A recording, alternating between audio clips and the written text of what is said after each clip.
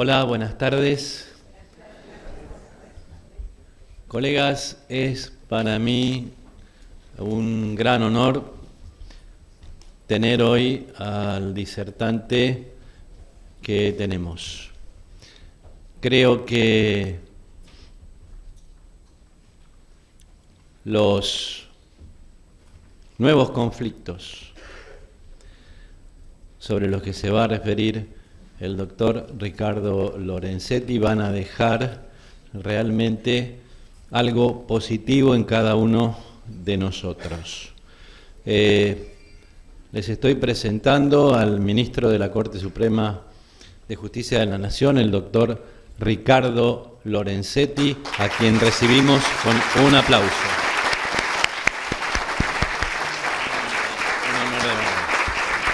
Y es un honor de verdad recibirlo y expresarle el cariño, además personal, que le tengo. Los dejo con la palabra del doctor Lorenzetti. Gracias por estar presentes esta tarde en este colegio que es la casa de todos. Doctor Lorenzetti. Bueno, muchas gracias, señor presidente. Para mí también es un gusto volver al colegio público en una actividad académica que siempre he apoyado y que me parece que es fundamental para el ejercicio de la abogacía.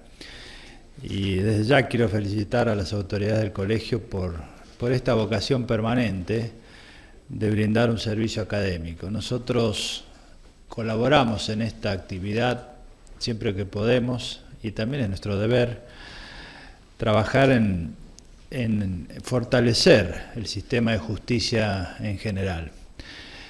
La exposición de hoy es básicamente enfocada en aspectos jurídicos prácticos.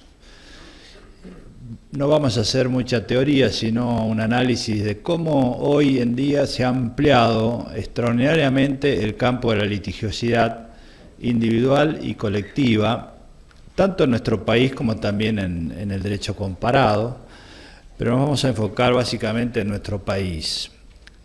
Y esto tiene también la intención de que nos abramos un poco la cabeza todos acerca de hacer coincidir lo que la legislación dice y las expectativas sociales acerca de la legislación.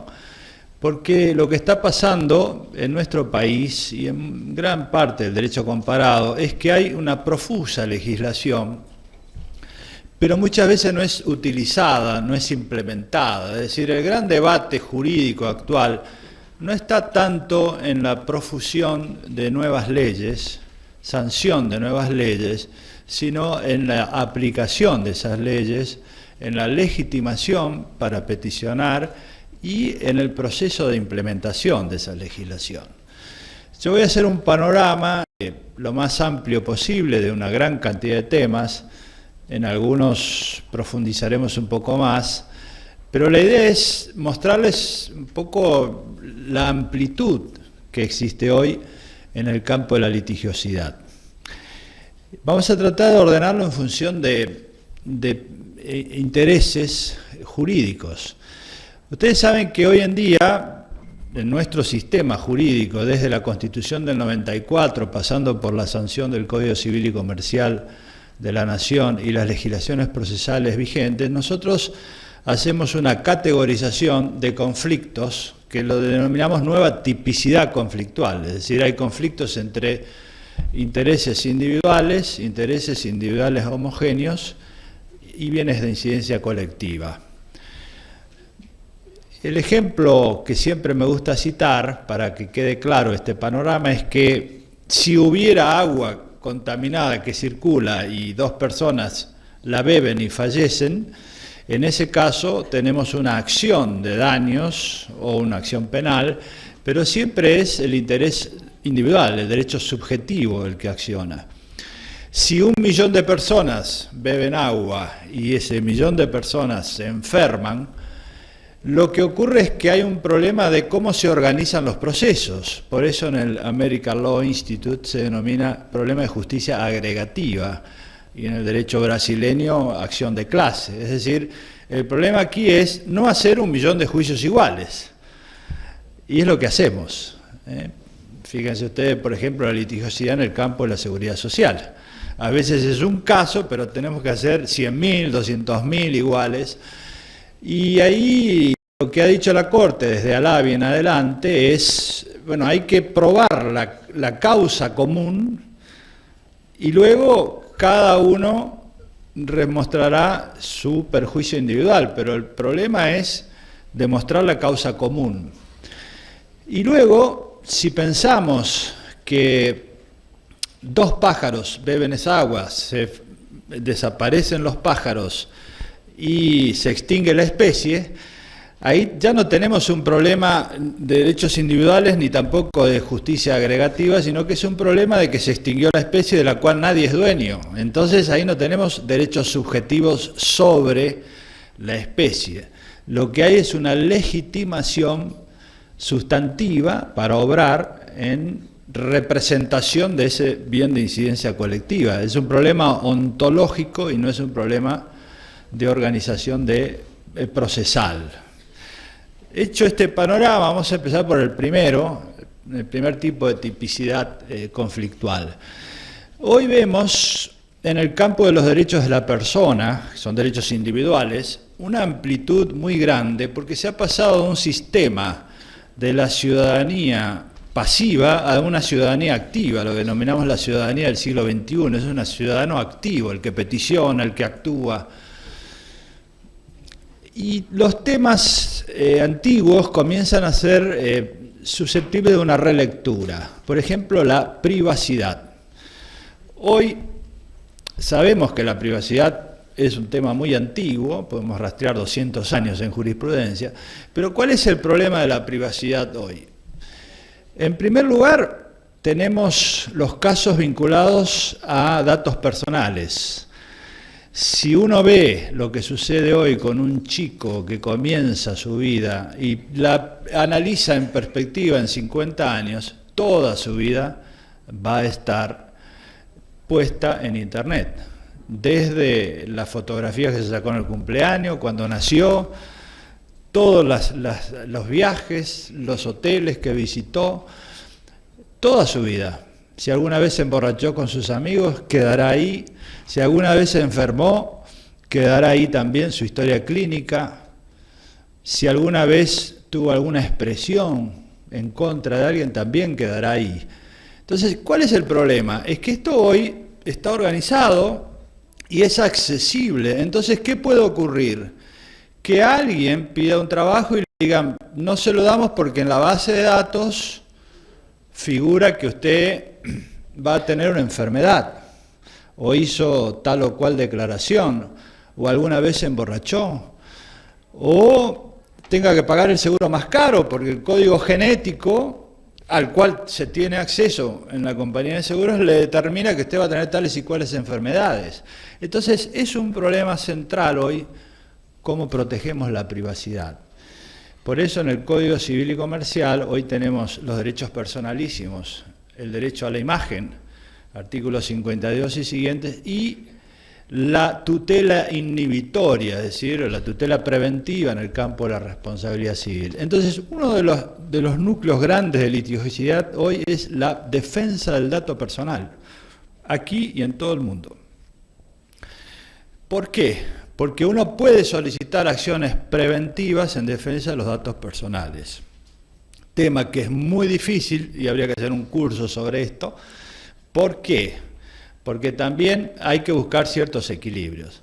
Pero sí es cierto que hoy tenemos acciones posibles, individuales y colectivas, en defensa de los datos personales. Tenemos leyes de datos personales y, sin embargo, a veces no nos damos cuenta de la importancia que tiene. Por eso hay en la jurisprudencia europea el derecho al olvido individual sobre datos personales que no tienen trascendencia pública, porque el límite, el juicio de ponderación que hay que hacer aquí es que si tiene trascendencia pública hay otro tipo de interés además del individual, que es el interés, el acceso a la información, al debate público, a la libertad de expresión.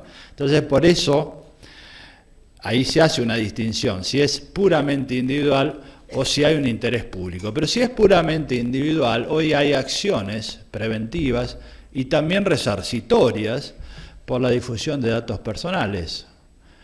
La imagen y el dato hoy son esenciales para cualquier persona, le pueden condicionar su vida.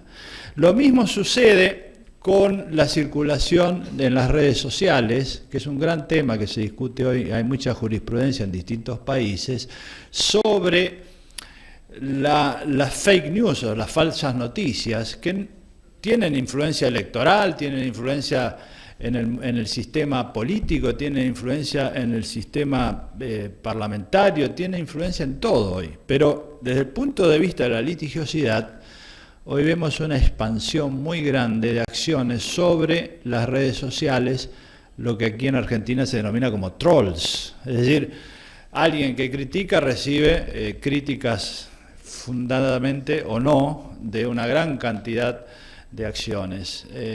Lo mismo es si uno tiene determinada posición en cualquier tema. Ustedes saben mejor que yo cómo funciona esto.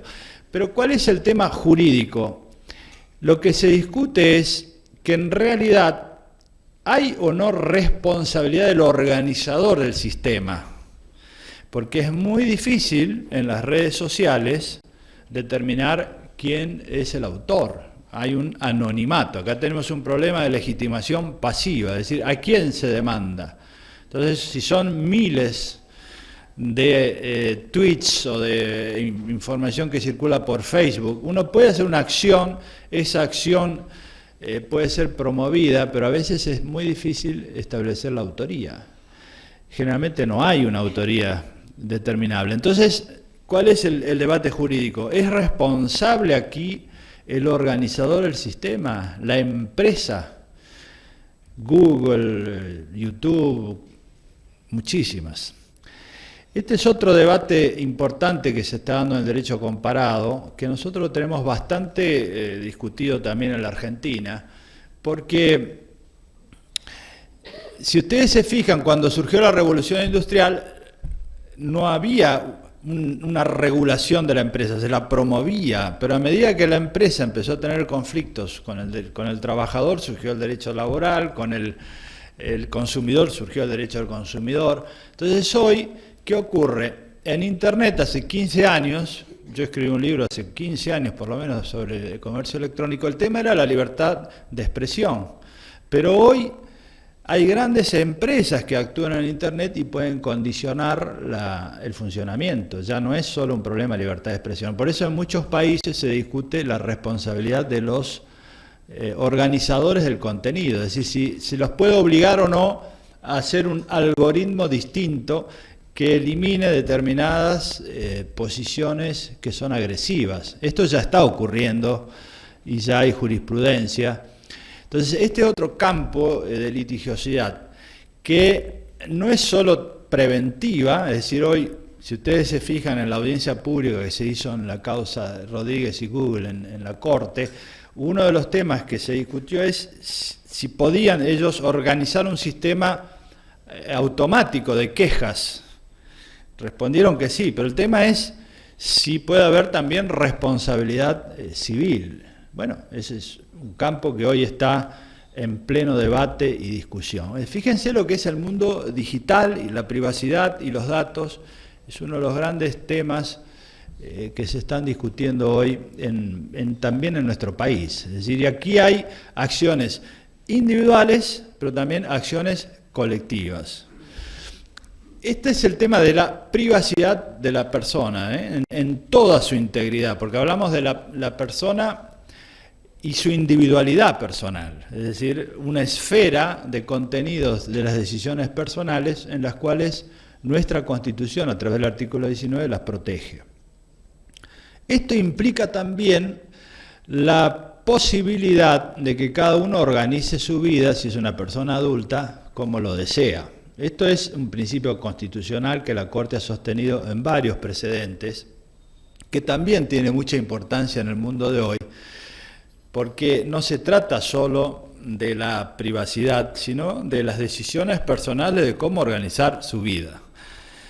Esto se discutió mucho en la Argentina cuando se hizo el Código Civil y Comercial en el derecho de familia, porque había una idea que es, hay posibilidad de que el legislador establezca un modelo y de manera que ese modelo sea seguido, o simplemente el legislador tiene que dar posibilidad de que cada persona organice su vida como lo desea y darle un instrumento para que resuelva los conflictos. Esta es la segunda opción, la que se dio, y por eso es que hoy tenemos en el derecho de familia una amplia posibilidad de organización de la vida familiar. Pero esto, en un mundo que es multicultural, donde hay muchas visiones, hoy es un tema muy difícil y de una gran litigiosidad. Yo hace poco estuve en España y comentaban un caso, para que ustedes tengan una idea, que se plantea en los cementerios con acciones jurídicas que tuvo que resolver uno de los tribunales más calificados de España sobre cómo se organiza el cementerio, es decir, si solo puede haber tumbas organizadas de acuerdo a la religión católica o también la musulmana, y esto implica que haya un sector del cementerio orientado a la Meca, lo cual implica una inversión, y esto se consideraba discriminatorio, y entonces el juez obliga al intendente a hacer una inversión para que organice una parte del cementerio para dar satisfacción adecuada a esa identidad cultural. O sea, el problema de las identidades culturales hoy es mucho más complejo que hace 50 años atrás, donde el derecho se pensaba para un grupo de personas que más o menos coincidían, y si no coincidían se los hacía coincidir. El problema de hoy es que hay muchas identidades culturales y entonces esto se manifiesta en una gran cantidad de temas, desde este caso a otros como en la educación, en la organización escolar, las currículas y la religión. Fíjense el último caso que falló la Corte, un tema difícil, una audiencia pública compleja. ¿Cuál es el punto de equilibrio? Bueno, esto también es un tema vinculado a esta esfera de la individualidad personal en un mundo multicultural con diversas identidades, donde el derecho ya no puede imponer un modelo homogéneo, sino que debe responder a distintas identidades. Y esto implica complejos aspectos jurídicos, porque la obligación que puede dar un juez a un intendente implica modificar el presupuesto. Bueno, este es otro aspecto, ¿no? Cómo hoy la persona y toda su esfera de identidades está transformando la litigiosidad. Pensemos otro capítulo que es el de los derechos sociales, tema que hoy también ha ingresado en los tribunales con una expansión enorme, básicamente porque ha cambiado el mundo y el contexto. Hace 50 años atrás se pensaba en el estado de bienestar, y entonces era el Estado el que satisfacía los derechos sociales. Como ustedes saben, hoy no se piensa tanto en el estado de bienestar, es decir, que reparte beneficios, sino que reparte costos. Es decir, los estados hoy están en situación de adjudicar más costos que beneficios. Entonces, ¿qué ocurre? Esto genera litigiosidad, porque esta política, que pueden estar de acuerdo o no, pero es lo que está sucediendo en el mundo, puesta en contradicción con la Constitución, genera litigiosidad. Entonces, ¿cómo reaccionan los tribunales y cómo reacciona la litigiosidad? Este es un campo enorme. Por ejemplo, el derecho a la alimentación. Saben ustedes que la Corte Suprema tuvo dos medidas cautelares en las cuales reconoció el derecho a la alimentación en situaciones urgentes. Esto significa, pensemos, que hay una norma jurídica y esa norma jurídica se le da operatividad en un caso. Pero esa operatividad de un derecho fundamental, derechos humanos, es una operatividad que no es solo defensiva con el primer caso que hablamos, sino que es una obligación de hacer a cargo de otro. Y esa obligación de hacer a cargo de otro involucra costos en el Estado o en el sector privado. Entonces es un problema difícil. En los casos que se fallaron en el derecho a la alimentación, se trató de buscar un equilibrio y reconocerlo en aquellos supuestos en los cuales existía riesgo para la vida humana. Es decir, acá hay un balance, un juicio de ponderación. Es decir, de acuerdo a nuestra Constitución, no hay un derecho a la alimentación de todos los ciudadanos del país a que se le brinden alimentos. Pero si está en riesgo la vida, sí, o la salud. Eran casos de desnutrición infantil en el Chaco, entonces la Corte ordenó como medida cautelar la alimentación. Pero fíjense qué pasa, por ejemplo, en la India, donde la Corte Suprema se vio en la necesidad de decir, bueno, aquí hay hambre y aquí hay granos acumulados, y entonces ordenó al Estado, en un fallo muy comentado, la Corte Suprema de la India, que distribuyera esos granos entre las personas. Es decir, es un avance muy fuerte del Poder Judicial sobre la administración. Pensemos lo que está pasando en el derecho al agua potable, que también es un tema que hoy se discute en todo el mundo, y nosotros tenemos ya casos en la Argentina, Kersich, por ejemplo, que es de la Corte Suprema, donde se habla del derecho al agua potable. ¿Por qué? Bueno, porque hay un debate importante, no solo en la calidad del agua, es decir, Kersich es sobre el problema del agua contaminada, sino también el acceso al agua potable, cualquiera sea. ¿Por qué? Porque la generación anterior a la nuestra no pagaba por el agua, la nuestra paga y la que viene va a pagar mucho más, porque el agua es un recurso escaso. Y tenemos ciudades como Ciudad del Cabo, donde ya está limitado el uso del agua potable. Entonces, la gente se le regula, dice, usted no se puede bañar más de una vez al día, o se puede bañar solamente una vez por semana. Esto ya está ocurriendo. Es recurso escaso. En el Congreso Mundial de Agua que se hizo este año en Brasil, había 40.000 personas, fíjense, hablando sobre el problema del agua, y se hizo una declaración de justicia hídrica. Justicia hídrica. Es decir, no es un tema que nos pueda pasar desapercibido en el mundo de hoy, y en la Argentina tampoco. Hay muchos lugares donde hay problemas de agua.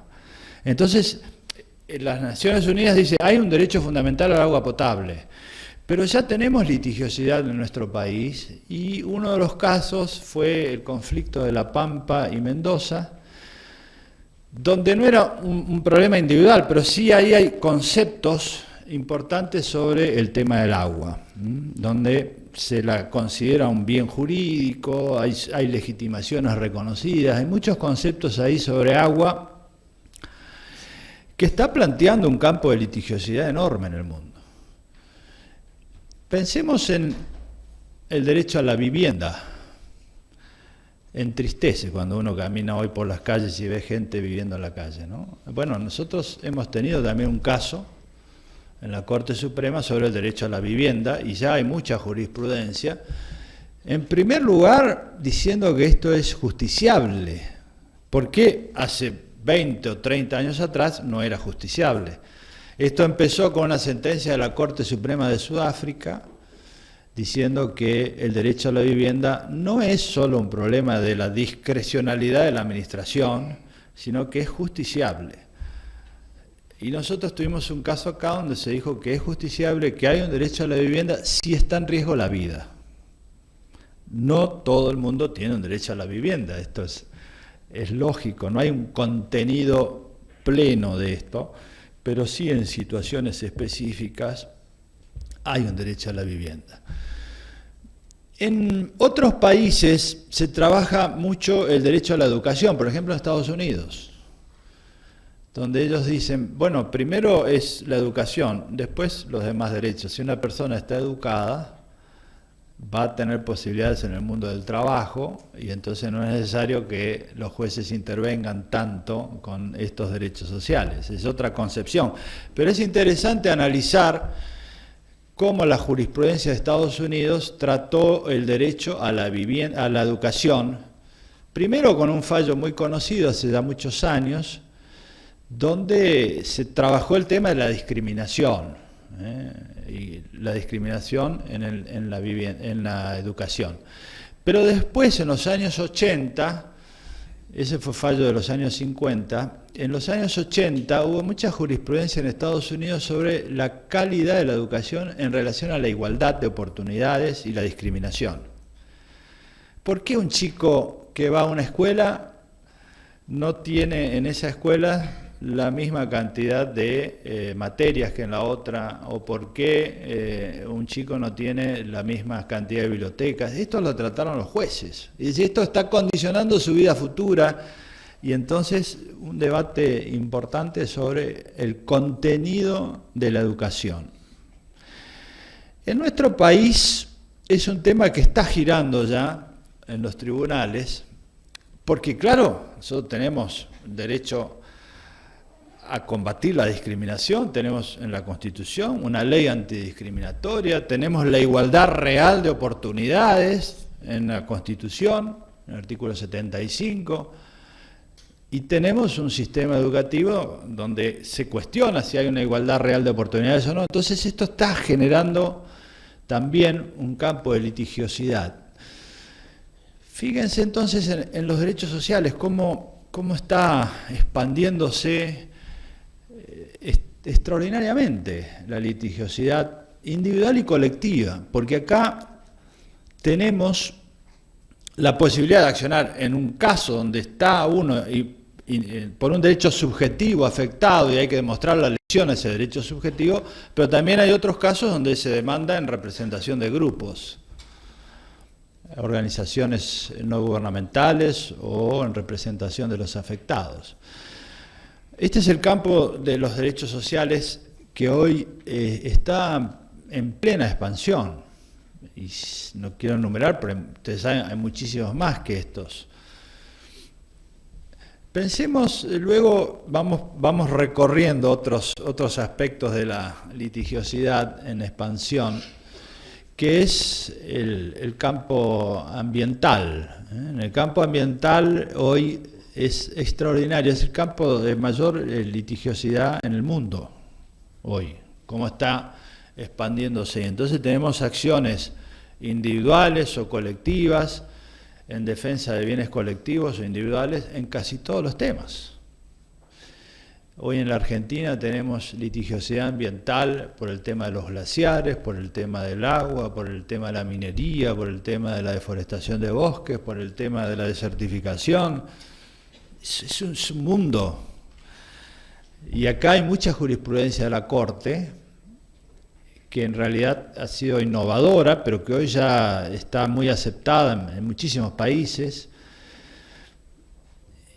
Básicamente, nosotros hoy tenemos mucha legislación ambiental, no es el problema, tenemos una ley general del ambiente, tenemos legislaciones procesales, tenemos jurisprudencia, y hay una gran cantidad de campos litigiosos en esta materia en todo el país, desde el norte al sur. Y no quiero adentrarme en los detalles, pero esto daría ya para otro curso, ¿no? De cómo la litigiosidad ambiental tiene muchas variantes y es realmente compleja. Piensen ustedes que se da tanto en los recursos naturales, donde es siempre obvio, por ejemplo, la extinción de una especie, o la deforestación, o el agotamiento de un recurso. Pero también se da en las ciudades, cuando hay espacios verdes que no se respetan, o bienes intangibles que antes no eran motivo de litigio, por ejemplo el paisaje. A nadie se le ocurría hacer un litigio por el paisaje, y sin embargo ya tenemos jurisprudencia en nuestro país y en todo el derecho comparado sobre la afectación del paisaje urbano y rural. ¿Qué significa esto? Cuando uno va y ve carteles y carteles y carteles, hay gente que le molesta y lo cuestiona. Y en los tribunales hay jurisprudencia. Hay bastante ya en la Argentina sobre la afectación del paisaje. Fíjense qué cambio conceptual. Esto era impensable, ni siquiera que se enseñara en las facultades hace 20 años atrás. Entonces el campo ambiental es otro aspecto de mucha expansión. Pensemos luego otros ámbitos. Lo que ocurre con la responsabilidad civil. La responsabilidad civil tradicionalmente es un área de mucha litigiosidad. Nosotros sabemos que es tanto el resarcimiento como la prevención. Esto ya está claro en la jurisprudencia, en la doctrina y en el código. Lo que ocurre es que se está expandiendo muchísimo la noción de daño en materia de responsabilidad civil. Si fíjense en que antes solo se reclamaba el denominado daño físico, pero hoy pensamos, y esto ya está en nuestra codificación, en los distintos tipos de daños, que ya no son daño moral, sino daño a la persona en todos sus matices. Entonces está el proyecto de vida o la imagen. Esto está planteando una litigiosidad muy grande en todo el país. Y básicamente porque no hay una especificación clara en materia de cómo se determinan los daños, que es una deuda. Se mantiene el principio de la reparación plena, de la indemnización integral, pero hay mucha oscilación en la jurisprudencia a lo largo y a lo ancho del país. Pero lo que es notable es cómo se está expandiendo claramente la noción de daño resarcible en la jurisprudencia y en la litigiosidad. Este es el tema más conocido, no voy a detenerme demasiado. Pensemos en otras áreas que tradicionalmente no eran tan litigiosas, como es la organización de la empresa y del mercado. Hoy es un tema importante en todo el mundo por dos tipos de razones. Por un lado, la cuestión de la previsibilidad de las normas. Ustedes saben que vivimos en un mundo donde todo cambia. Aquella canción de Mercedes Sosa que nos la hizo famosa Mercedes Sosa, pero ya es una realidad que todos conocemos. Cambia, y cambia también la legislación. A esto se lo denominó siempre seguridad jurídica.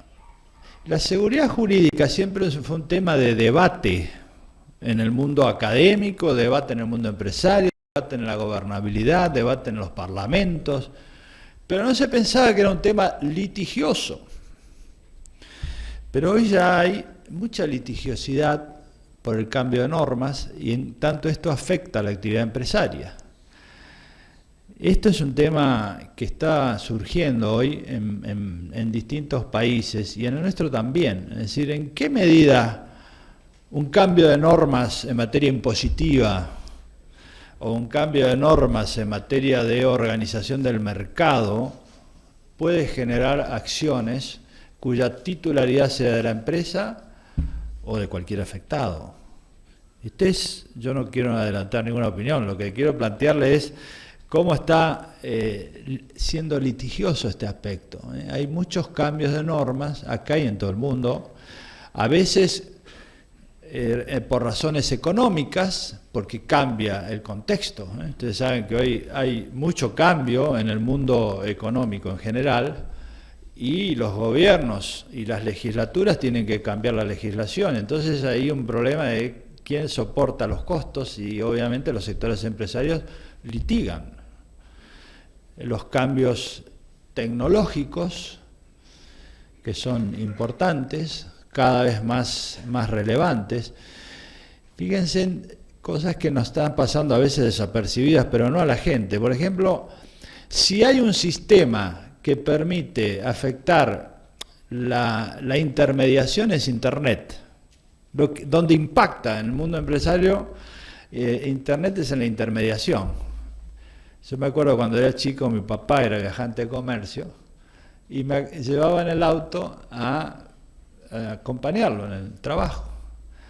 Y siempre me decía, esto se va a terminar. Porque esta idea de que iba con el libro, mostraba los repuestos, y yo me acuerdo, mostraba este repuesto, este otro, y vendía, y desapareció. porque empezó el mail, empezó el fax, el mail, y hoy ya nadie piensa en un viajante. Piensen ustedes lo que sucede con los sistemas que afectan la distribución en el transporte, en los chicos que hoy hacen delivery. Actividades enteras desaparecen. ¿Cómo afecta esto hoy actividades en el campo de la producción, si se quiere, de servicios, por ejemplo, artísticos? Ustedes verán que hoy hay muchos recitales. ¿Por qué? Porque los músicos, ¿qué hacen con la música? ¿Qué hacen con los derechos autorales? Hace 20 años atrás hacían un disco en vinilo, después un CD, digo, el cassette, y vamos rápido, hoy ya por cualquier lado. ¿Y quién paga eso? Entonces hay una afectación muy importante y hay un debate sobre esto en la creación artística, en la música, pero también en otros campos. El derecho autoral, la creatividad afectada por la distribución. La Unión Europea hace muy poco tiempo, este año, hicieron una directiva sobre derechos de autor en Internet. Piensen ustedes en el periodismo.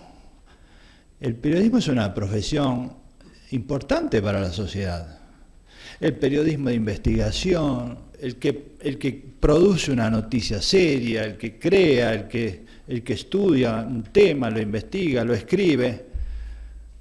Pero hoy es muy difícil, porque aparecen los grandes operadores de Internet y esto no vale nada. Entonces ahí hay un problema que se está discutiendo fuertemente sobre cómo se financia Internet, a dónde va la publicidad, cuál es la reunión de la Sociedad Interamericana de Prensa, que se hizo este año, en la cual yo fui a hablar.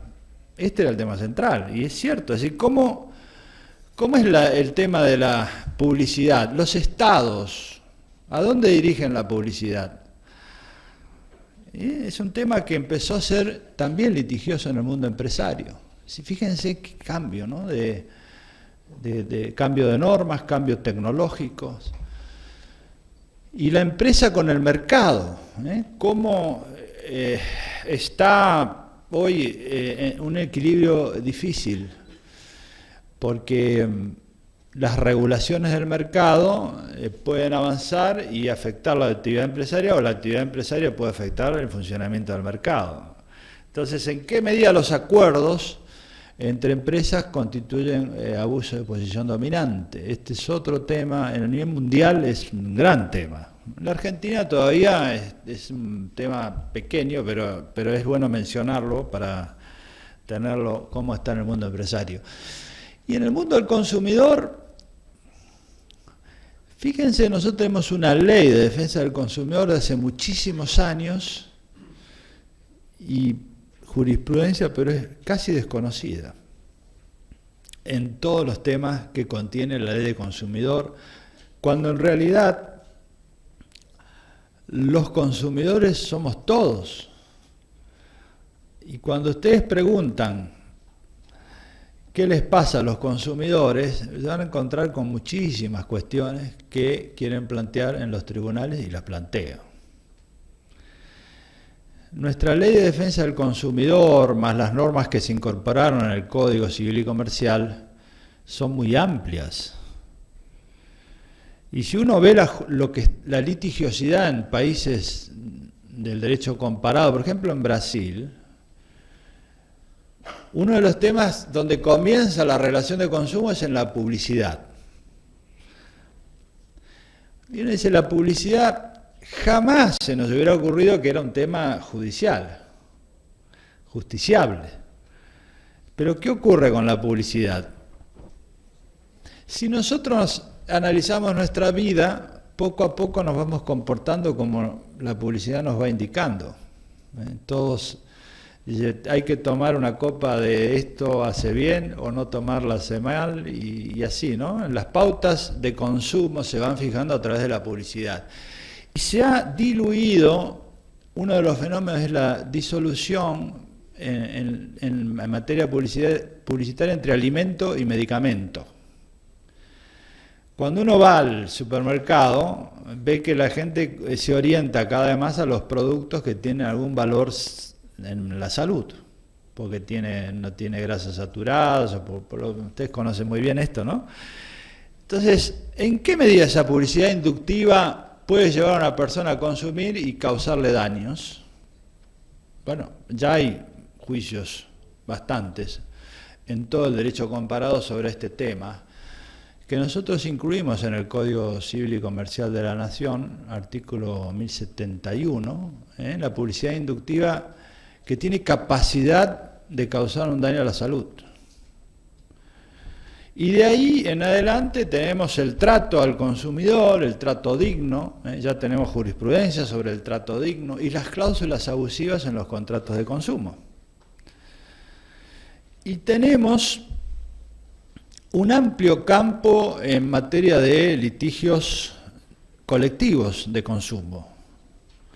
Recordarán ustedes el tema de las tarifas, sobre el cual no voy a decir nada más que lo que ya se dijo, pero fue un gran debate en materia de tarifas con acciones colectivas. Es decir, y ahí es donde la Corte trató de ordenar un poco el sistema en decir, si el litigio es colectivo, lo que hay que determinar es, primero, la causa común, bueno, el aumento de tarifas. Segundo, el grupo, tiene que ser un grupo homogéneo, no es lo mismo si todos los ciudadanos de la Argentina, todos los ciudadanos de la ciudad, todos los ciudadanos del barrio, no, tiene que ser un grupo definido.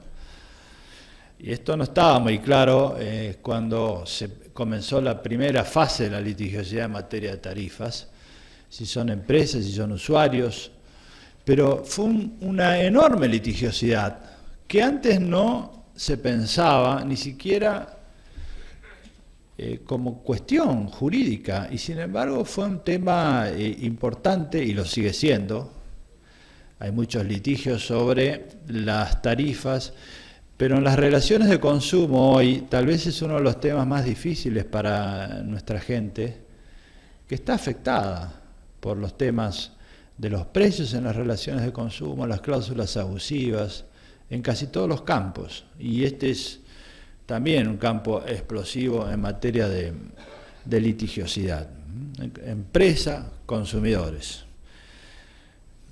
Tenemos otros campos que no quiero avanzar tanto, porque tampoco quiero extenderme, pero piensen ustedes en otras materias que no son las relaciones de consumo, no son del derecho privado, sino en materia penal.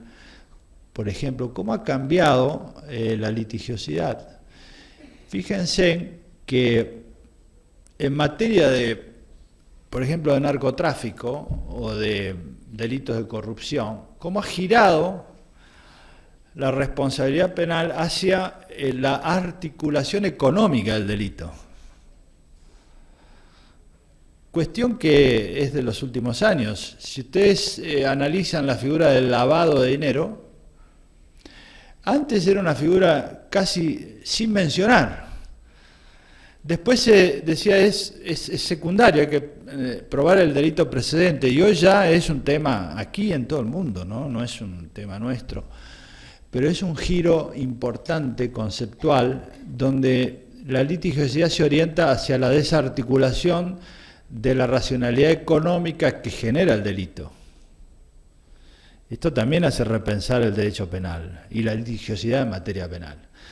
Bueno, hay muchísimos campos, ¿no? En materia laboral también, creo que ahí hay muchísimo por decir, y creo que tal vez los temas tradicionales del derecho al trabajo siguen existiendo, pero han surgido otros que no se pensaban hace unos años en materia laboral, como por ejemplo la discriminación en el trabajo, el tema de la mujer en el trabajo, las políticas de género. Todo esto hoy es litigioso. Entonces, si vemos este panorama de litigiosidad individual y colectiva, está todo el sistema jurídico en manos de los poderes judiciales, de la abogacía. El poder judicial en sentido amplio, ¿no? Incluye los jueces, las juezas, los abogados, las abogadas, las universidades, todo. Es decir, esto plantea dos tipos de problemas, ya un poco más generales. El primero es en cómo se hace con las sentencias. Los jueces tienen que gobernar. Acá tenemos tres modelos. Si uno se remonta a la tesis más antigua o la que imperó en el mundo anglosajón de la autorrestricción, el self-restraint, dice, bueno, yo no tengo nada que decir como juez, este es un problema de la legislatura, del Parlamento. Pero esto ha cambiado aún en el mundo anglosajón. Fíjense las sentencias que hay sobre cambio climático. En la Urgenda, en Holanda, es una sentencia importantísima porque un tribunal le ordena a la administración cumplir con los objetivos del Tratado de Cambio Climático. ¿Qué significa esto? Que tiene que rehacer el presupuesto. Es una intromisión directa. En Inglaterra, la Corte también ordenó, en Inglaterra, donde es muy tradicional el self-restraint, ordenó cumplir con los objetivos de cambio climático. En Estados Unidos, una sentencia famosa de la Corte, en Massachusetts se llama, ordenó también, con referencia a los vehículos, ordenar cumplimiento de pautas para el cambio climático. Es decir, lo tradicional es la autorrestricción, pero ya eso está cambiando. El otro extremo es invadir la esfera de la administración. Por ejemplo, la Corte Suprema de la India avanzó en muchas sentencias diciéndole no solo que usted, administrador, poder ejecutivo, tiene que hacer tal o cual cosa, sino la hago yo. Esto es un debate muy profundo, tanto en los derechos sociales como ambientales, como en todos. Todos los derechos que tienen contenido económico y plantean este problema. ¿Hasta dónde el Poder Judicial puede avanzar sobre el resto de los poderes? Es un equilibrio difícil. Piensen ustedes en materia jubilatoria, que en todo el mundo hoy es un gran tema. ¿Hasta dónde? ¿Cuál es el equilibrio? ¿Cuál es el balance que hay que hacer? Porque hay una enorme demanda de litigiosidad sobre los poderes judiciales, sobre la justicia en general, y esa demanda se vuelca en decisiones hacia los otros poderes. Tenemos una enorme responsabilidad aquí para elaborar adecuadamente una teoría de la decisión judicial y cómo se implementa. Nosotros en la Corte tenemos bastante jurisprudencia en establecer ciertos equilibrios. Fíjense que la jurisprudencia en materia de derechos sociales decimos, uno puede reconocer el derecho porque ya está en la Constitución, está en una ley, pero la implementación tiene que ser en situaciones de extrema necesidad, como el derecho a la vivienda, el derecho a la alimentación, el derecho al agua. Es decir, buscar un equilibrio para no desarticular los presupuestos. Pero piensen ustedes lo que sucede en materia de derecho a las prestaciones de salud, donde se ha avanzado muchísimo más, porque se ordena que tal o cual prestación esté a cargo del Estado, aun cuando no esté prevista en el plan médico obligatorio. Esto hay muchísima jurisprudencia. Entonces, ¿qué pasa? Los poderes ejecutivos se quejan de que se les maneja el presupuesto. Entonces, ahí hay un conflicto difícil. Nosotros hemos distinguido los mandatos al Congreso, donde se le frente a una pretensión jurídica, la decisión judicial es un mandato al Congreso que legisle la implementación de un derecho. Piensen ustedes lo que ocurrió con la movilidad en materia jubilatoria y Badaro 1, Badaro 2. Este es un diálogo de poderes entre tribunales y el Congreso. o lo que ocurrió en los procesos de implementación de normas procesales. Piensen en el amparo, Siricote, son sentencias de la Corte que después se fueron regulando por el Congreso. Ahí no hubo mandato, pero fue una decisión, y después casi todos los ordenamientos procesales fueron así, ¿no? Piensen, el proceso colectivo nace de jurisprudencia y hoy hay proyectos en el Congreso. Es decir, se genera ahí un diálogo de poderes, que es un fenómeno que antes no existía. Y también en los mandatos a la administración, ya hay mucha jurisprudencia en todo el país de órdenes judiciales sobre el poder ejecutivo municipal, provincial, nacional. Y ahí es donde hay que ser muy prudentes y cuidadosos en los equilibrios.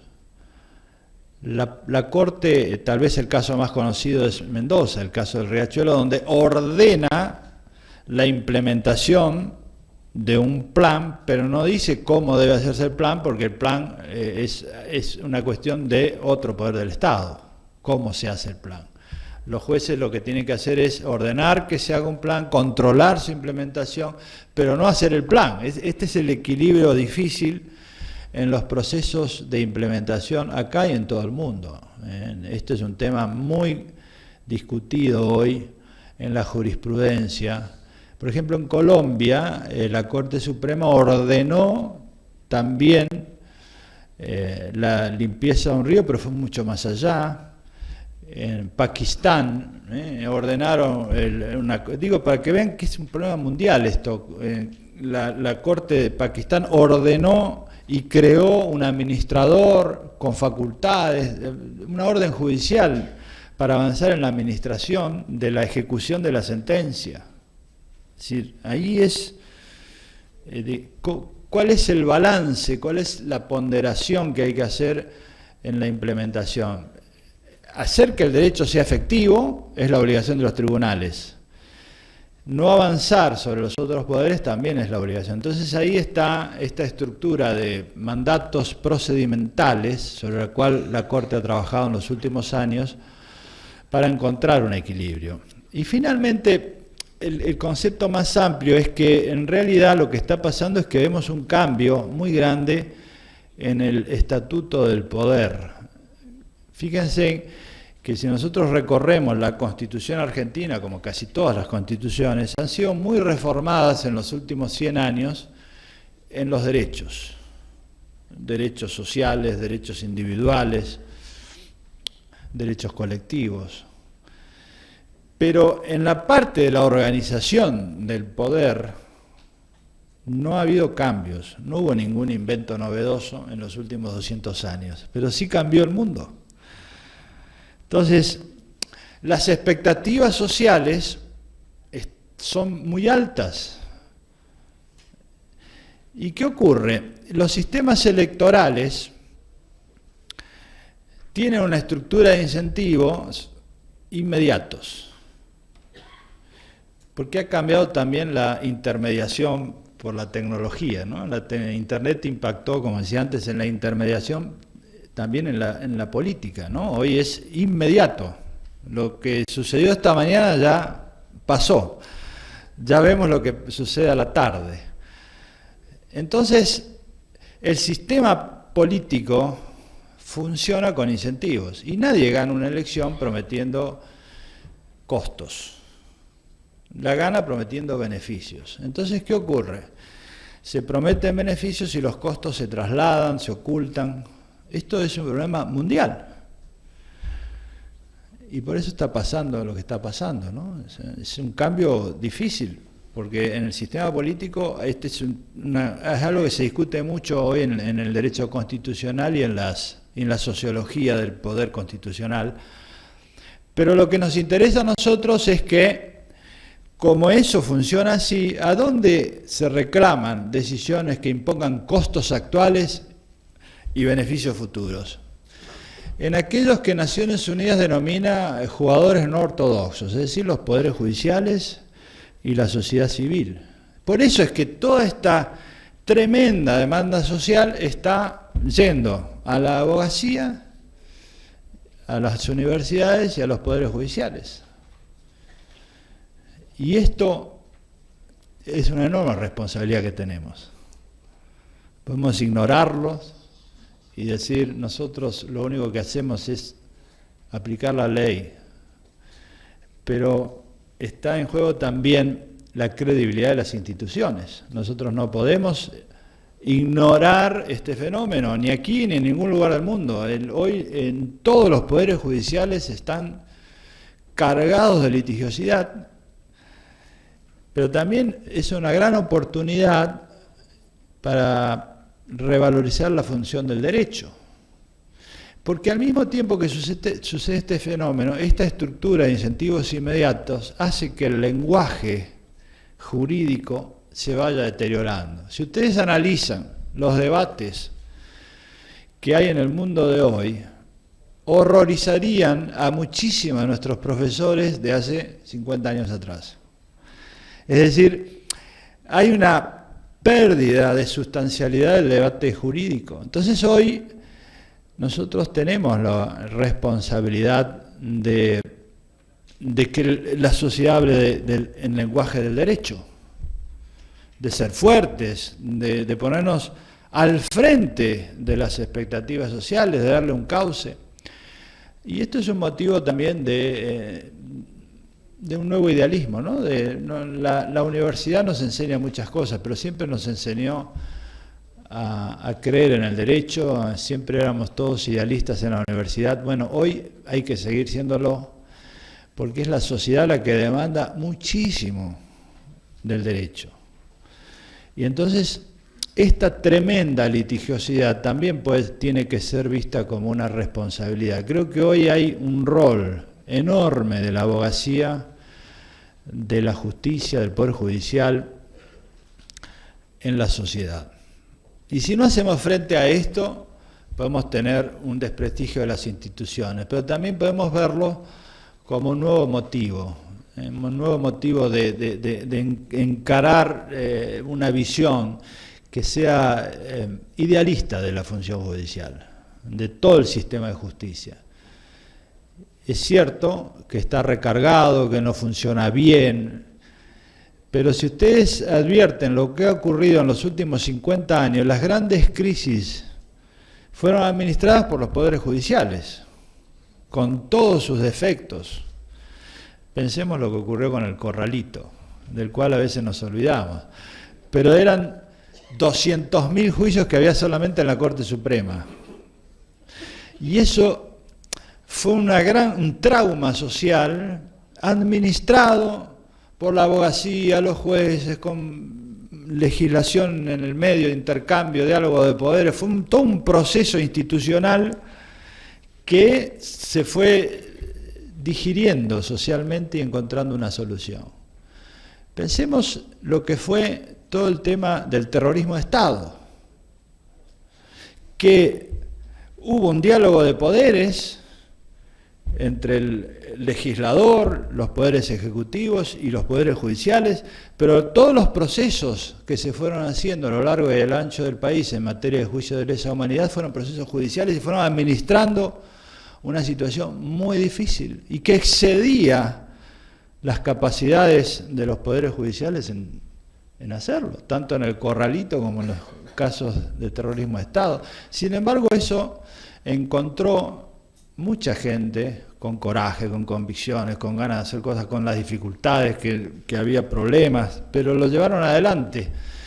Creo que nosotros debemos hacer lo mismo ahora. La demanda social sobre los poderes judiciales es muy alta y tenemos que estar a la altura de las circunstancias. Yo sé que cada uno de estos temas merecería un curso aparte, pero lo que sí me interesa es mostrarles el panorama de que el derecho ha crecido enormemente y tenemos que estar al frente. Bueno, nada más y muchísimas gracias.